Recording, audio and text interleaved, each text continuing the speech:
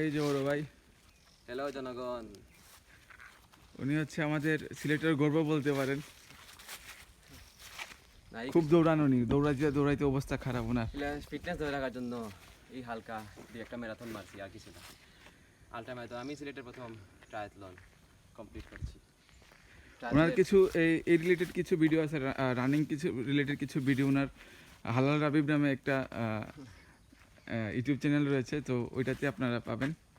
আর যারা মানে রানিংয়ে খুব ইন্টারেস্টেড ওনার সাথে যোগাযোগ করতে পারেন।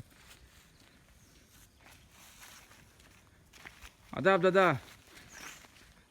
ভালো আছেন?